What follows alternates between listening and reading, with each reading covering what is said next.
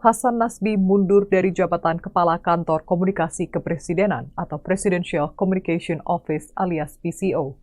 Hasan berhenti bekerja di Kabinet Merah Putih mulai 21 April 2025. Ia juga sudah mengirimkan surat pengunduran diri.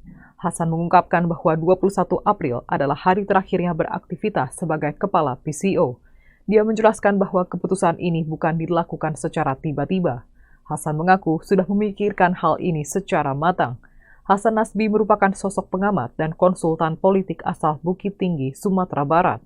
Pria kelahiran 11 Oktober 1979 itu mengenyam pendidikan di SMA 2 Bukit Tinggi dan melanjutkan kuliah ke Ilmu Politik Universitas Indonesia. Ia juga sempat menjadi wartawan pada 2005 hingga 2006. Pada 2006 hingga 2008, Hasan Nasbi bekerja sebagai peneliti di Pusat Kajian Politik Universitas Indonesia. Hingga akhirnya ia mendirikan lembaga survei Cyrus Network.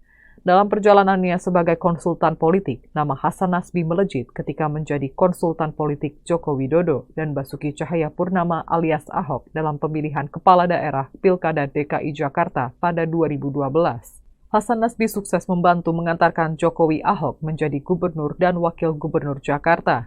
Pada 2017, nama Hasan Nasbi juga menjadi perbincangan karena ia menjadi inisiator berdirinya Teman Ahok, organisasi relawan Ahok pada Pilkada 2017 Jakarta yang maju secara independen.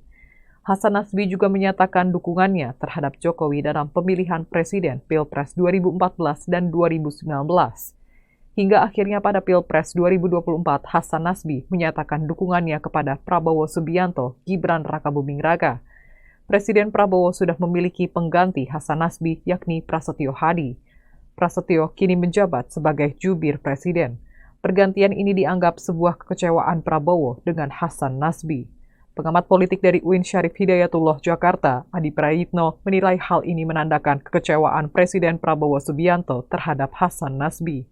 Adi menilai langkah Prabowo menunjuk Prasetyo Hadi sebagai juru bicara merupakan upaya Prabowo untuk memperbaiki komunikasi politik pemerintah dan istana kepada masyarakat.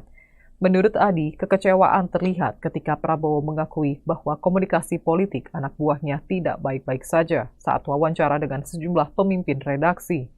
Adi berpandangan Hasan Nasbi yang selama ini dianggap sebagai juru bicara istana justru sering menimbulkan blunder dan kontroversi yang tidak berkesudahan. Ia mencontohkan komentar Hasan Nasbi mengenai teror pengiriman kepala babi ke jurnalis Tempo yang dianggap meremehkan teror terhadap jurnalis. Download Tribun X sekarang, menghadirkan lokal menjadi Indonesia.